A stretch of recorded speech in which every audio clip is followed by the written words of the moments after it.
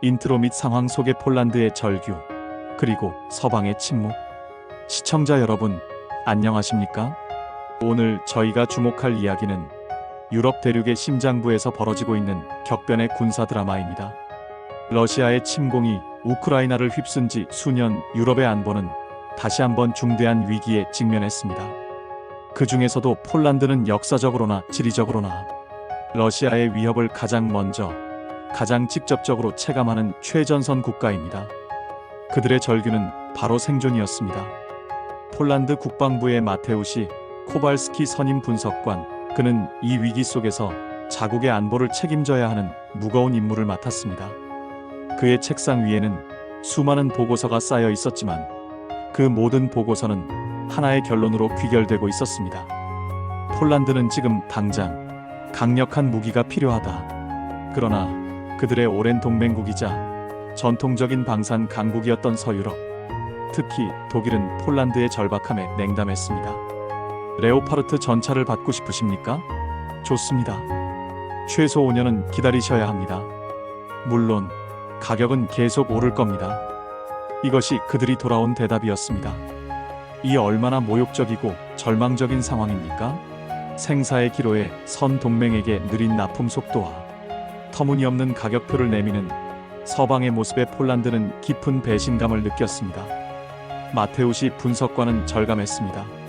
지금 독일의 무기는 성능은 좋을지 모르나 그것은 창고에 먼지 쌓인 골동품이 될 때까지 기다려야 하는 미래의 약속일 뿐이었습니다. 당장 전선에서 러시아군을 막아낼 현재의 전력이 아니었습니다. 그는 동유럽의 겨울처럼 차가운 현실을 깨달았습니다. 서방은 더 이상 우리의 생존을 담보해 줄 수 없었습니다. 그들의 완벽주의는 전쟁의 속도를 따라가지 못했습니다. 매일 아침 저는 절망과 마주했습니다. 서방의 무기는 모두 공허한 수표와 같았습니다. 당장 현금으로 바꿀 수 없는 종이 쪼가리였죠. 독일의 레오파르트, 프랑스의 라팔, 그 이름들은 웅장했지만 우리의 국경을 지켜줄 수 있는 실체가 아니었습니다. 우리는 당장의 위협을 막아낼 창과 방패가 필요했습니다. 우리의 전우들이 희생되는 것을 두고 서방의 느린 생산 라인이 돌아가기를 하염없이 기다릴 수는 없었습니다. 폴란드의 시간은 멈추어 있었습니다. 아니, 위기를 향해 빠르게 흘러가고 있었습니다. 저는 이 끔찍한 절망의 고리를 끊어내야만 했습니다. 서방에 대한 우리의 오랜 신뢰가 무너지는 순간이었습니다. 이제 새로운 길을 찾아야 했습니다. 우리의 생존을 위해 완전히 새로운 파트너를 찾아야만 했습니다. 이 절박한 상황이 바로 K방산과의 운명적인 만남을 예고하는 서막이었습니다. 유럽의 안보 위기가 대한민국에게는 새로운 기회의 문이 열리는 역사적인 순간이었던 것입니다. 저는 그 문을 열기 위해 필사적으로 자료를 뒤지기 시작했습니다. 이 갈등, 문제 발생 고집과 편견의 벽, K방산은 조립품? 마테우시 분석관은 밤낮 없이 자료를 분석한 끝에 하나의 대안을 찾아냈습니다. 바로 극동의 작은 나라 대한민국이 만들어내는 K방산이었습니다. 뛰어난 가성비, 신속한 납품 약속, 그리고 NATO 호환성까지 이론적으로는 완벽한 해결책이었습니다. 그러나 현실의 벽은 너무나 높았습니다. 한국 무기 도입을 제안한 그의 보고서는 국방부 고위 장성들의 거센 반대에 부딪혔습니다. 수십 년간 서방의 무기에만 의존해왔던 그들의 고정관념은 마치 콘크리트처럼 단단했습니다. 검증되지 않은 아시아 국가의 무기? 자네, 정신이 있는 건가? 그들의 목소리에는 경멸과 조롱이 뒤섞여 있었습니다. 특히 독일 유학파 출신인 스제판 장군은 가장 격렬하게 반대했습니다. 그는 한국의 무기는 결국 미국의 짝퉁이거나 싸구려 조립품에 불과하다네. 핵심 기술은 전부 서방에서 가져온 것 아닌가? 우리는 우리의 전차 레오파르트만을 믿어야 해 라고 일축했습니다. 그들에게 한국은 아직 변방의 조립공장 이미지에서 벗어나지 못한 듯 했습니다. 과거 대만 유튜브 댓글에서 보았듯이 일부 사람들은 한국 제품을 폄하하고 있었고, 이러한 편견이 폴란드 국방부 고위층에도 깊숙이 박혀 있었습니다. 저는 좌절했습니다. 그들은 자료를 보지 않았습니다. 그들은 메이드 인 코리어라는 낙인만 보았습니다. 그들이 외치는 레오파르트뿐이라는 고집은 사실 레오파르트를 당장 들여올 수 없는 지금 상황에서 국가 안보를 위협하는 독선이었습니다. 그들의 고집은 폴란드를 벼랑 끝으로 몰고 가고 있었습니다. 제가 제시한 자료에는 한국의 화포가 국제무기 시장에서 돌풍을 일으키고 있다는 사실, 한국의 조선소들이 이미 세계 최강이라는 사실, 그리고 무엇보다 러시아 위협에 맞서기 위한 가장 현실적인 해법이라는 명백한 증거들이 담겨 있었지만 그들은 귀를 막았습니다. 한국은 90%의 성능을 35%의 가격에 제공한다는 냉철한 시장 분석도, 빠른 납품이 곧 생존이라는 전쟁의 교훈도 그들의 편견 앞에서는 무력했습니다. 저는 생각했습니다. 이 벽을 깨지 못하면 폴란드는 무너진다. 이 갈등은 단순한 무기 선택의 문제가 아니었습니다. 폴란드의 미래와 과거의 망령 사이의 처절한 싸움이었습니다. 저는 이 고통스러운 논쟁을 끝내고 한국의 진정한 실력을 증명해야만 했습니다. 나의 보고서는 탁자 위에서 먼지를 뒤집어 썼지만 저는 포기할 수 없었습니다. 우리 폴란드의 생명을 구할 유일한 희망이었기 때문입니다. 3.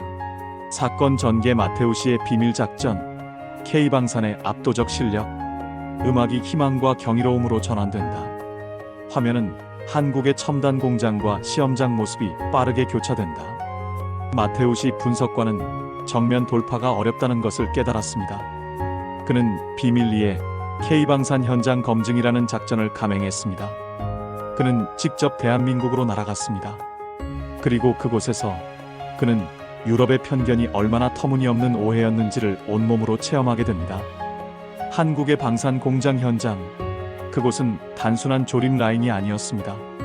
마치 잘 훈련된 군대처럼 정교하고 압도적인 속도로 생산 라인이 돌아가고 있었습니다. 한국 공장에서 일할 때 왜 그렇게 손 속도를 빨리 하라고 요구하는지 알겠네요. 사람 속도를 AI처럼 빠르게 하라고 하던데 빨리 납품해야 돼서 그런 거였구나. 그는 과거에 들었던 농담 같은 이야기가 바로 한국의 신속 납품 철학임을 깨달았습니다. 유럽처럼 백날 첫날 기다려도 출고 안 되는 비효율은 없었습니다. 오직 약속된 시간에 약속된 품질을 제공하려는 맹렬한 의지만 있었습니다. 가장 놀라웠던 점은 한국의 내수 군수 시장의 규모였습니다. 마테우시는 한국의 육군이 중화민국 육군의 무려 3배 규모이며 상비군 40만, 예비군 300만 명이 운용하는 거대한 군수 산업의 기반을 보았습니다. 그는 깨달았습니다. 대규모 내수 시장 전쟁 검증 완료된 신뢰성이라는 것을요. 한국 무기는 수출을 위해 급조된 것이 아니라 수십 년간 한반도 전쟁이라는 초긴장 상황 속에서 끊임없이 개량되고 실전 테스트를 거친 생존의 예술품이었습니다. 그리고 파격적인 기술 이전 조건, 독일이나 미국은 핵심 기술 이전에 극도로 인색했습니다. 그러나 한국은 달랐습니다. 그들은 폴란드가 자체적으로 무기를 생산하고 정비할 수 있도록 자신들의 노하우를 기꺼이 공유하려 했습니다. 이것은 단순한 상업 거래가 아니었습니다. 위기에 처한 전우를 돕겠다는 진정한 연대의식이었습니다. 저는 한국에서 희망을 보았습니다. 유럽의 오래된 공장들이 느릿느릿 돌아갈 때 한국의 공장은 미래의 속도로 움직이고 있었습니다. K방산은 단순한 무기가 아니었습니다. 그것은 생존을 약속하는 증명서였습니다. 싸니까 장땡이라는 말이 있었지만 그 이면에는 싸지만 성능은 90% 이상이라는 경이로운 실력이 있었습니다. 심지어 한국은 잠수함까지도 세계 시장에서 주목받고 있었습니다. 캐나다와 폴란드가 한국의 장보고 -III 잠수함을 눈여겨보는 것은 한국 조선업의 압도적인 기술력을 방증하는 것이었습니다. 저는 스제판 장군의 편견을 깨부술 명백한 증거를 손에 넣었습니다. 한국은 단순한 기술 짜깁기 수준이 아니었습니다. 그들은 서방의 기술을 가져와 자신들의 환경에 맞춰 완벽하게 개량하고 통합하는 통합 능력의 장인이었습니다. 이제 저는 승리할 수 있습니다. 폴란드의 미래는 바로 이 대한민국에 있었습니다. 4. 해결, 깨달음, 감정적 결말, K방산의 승리, 폴란드의 부활. 마테우시 분석관은 한국에서 가져온 방대한 자료와 현장 영상을 국방부에 제시했습니다. 신속 납품, 최고의 가성비, 그리고 미래 기술 공유. 반대파들은 더 이상 논리적으로 반박할 수 없었습니다. 90% 성능을 35% 가격에, 게다가 당장이라는 현실적 대안 앞에서 과거의 고집과 편견은 무릎을 꿇었습니다. 마침내 폴란드 정부는 K2 전차, K9 자주포 등 대규모 K방산 도입을 결정합니다. 그리고 유럽은 경악했습니다. 독일과 서방이 불가능하다고 했던 그 물량과 납품 속도가 한국의 압도적인 생산력 앞에서 현실이 되었기 때문입니다. 경이로운 속도로 폴란드에 도착한 K방산 무기들은 곧바로 폴란드 군의 전력을 일신했습니다. 저는 계약서에 서명하는 순간에도 믿기 어려웠습니다. 하지만 눈앞에 펼쳐진 광경은 명백한 사실이었습니다. 굉음을 내며 폴란드 벌판을 가로지르는 K2 전차 화포에서 불을 뿜는 K9 자주포. 그 모습은 단순한 무기가 아니었습니다. 그것은 폴란드의 생존 의지 그 자체였습니다. 저는 그제야 깨달았습니다. 한국의 성공은 운이 아니었습니다. 그것은 철강, 전자, 반도체, 조선 등 모든 제조업 분야에서 세계 선두를 달리는 대한민국의 막강한 제조업 실력이 방위산업으로 고스란히 이어진 지극히 당연한 결과였던 것입니다. 한국은 단순한 무기 판매자가 아니었습니다. 그들은 우리의 절박함을 이해하고 약속을 지키며 우리의 미래를 함께 설계해준 진정한 전우였습니다. 저는 이 모든 것을 가능하게 한 대한민국의 끈기와 기술력, 그리고 약속을 반드시 지키는 그들의 강한 정신에 깊이 감사드립니다. 한국의 실력과 신뢰가 유럽의 안보를 지키고 있습니다. 대한민국은 이제 명실상부한 세계 방산 시장의 새로운 챔피언입니다.